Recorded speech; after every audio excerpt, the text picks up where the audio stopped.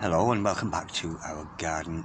This morning I'm going to harvest some radishes that I planted 30 days ago. Now most root vegetables like your potatoes, your onions, your carrots, those kind of root vegetables, they can take anything from, like a 3-month cycle, anything from 90 to 100 days to produce a crop. But the good thing about radishes is we can produce a crop within 30 days. I have this little batch here and I have other areas of the garden which I planted after, so I'm hopefully have a regular turnover of radishes. So let's take a look at what we're doing today.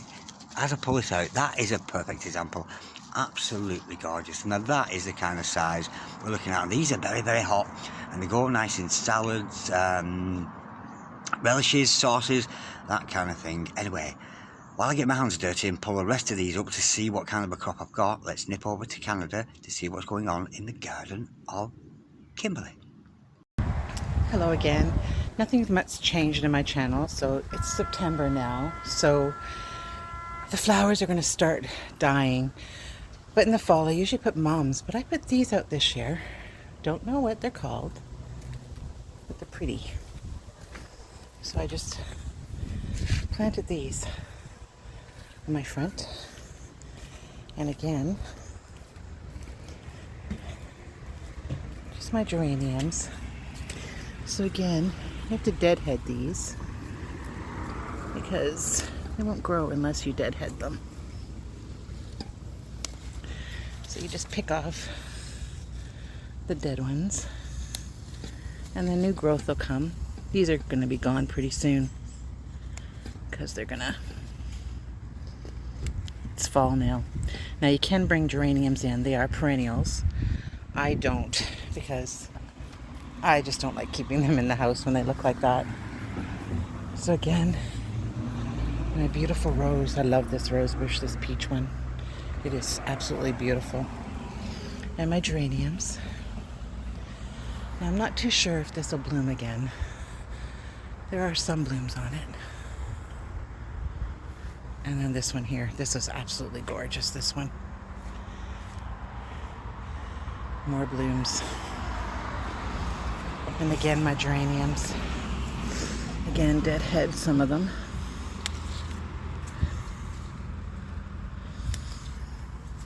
And then pretty much, this is it now.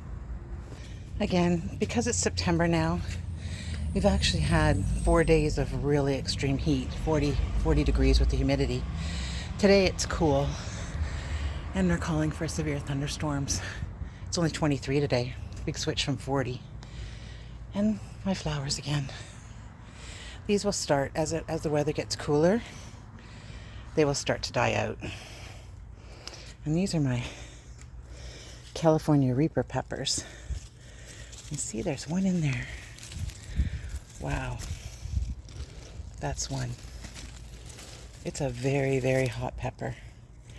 You don't want to touch it. If you touch it and then touch your eyes, you'll feel it.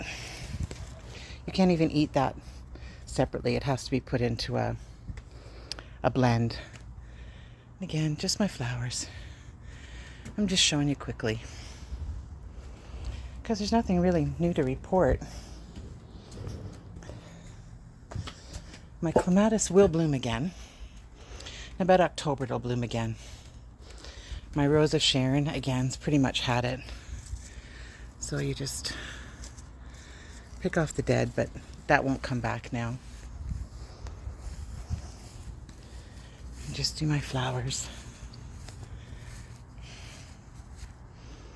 I'm just showing the garden again because there's really nothing's changed. Just fall now. Pretty soon. These, the bees, just love. See the pretty color it turns in the fall? It turns a beautiful, like a rose color. And the bees love it. They just stay on this. They love it. Don't know why. My hostesses too. And there's a bee. Let's see if I can catch him.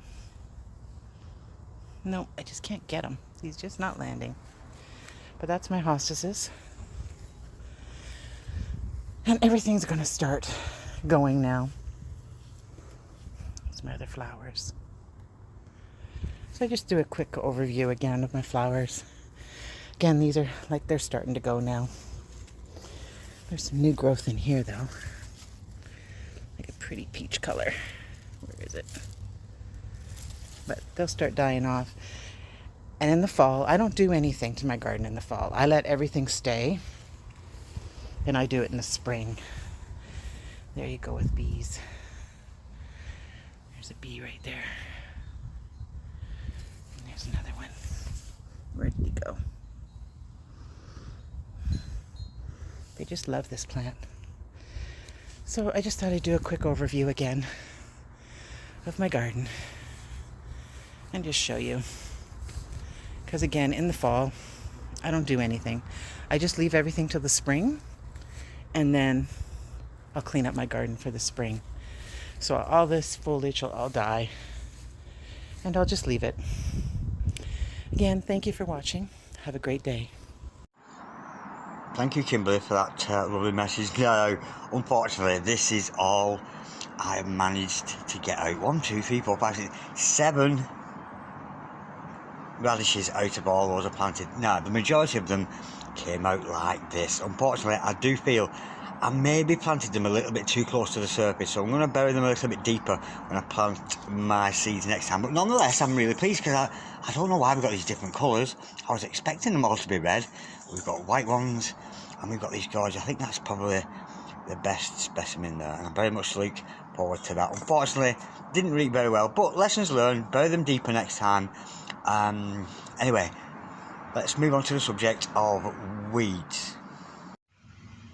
Okay, all the products that I grow in my garden, for eating thereof or otherwise, I never use any weed killers, and I really do deter all of you from using any kind of weed killer whatsoever. First of all, it's because they have carcinogenics in them, which can cause cancer, and it's certainly not something you would want your family around, so avoid weed killers. And the things that those weed killers kill are things like dandelions, clovers, nettles, thistles, or chickweed perhaps. And of course, all those things are natural remedies.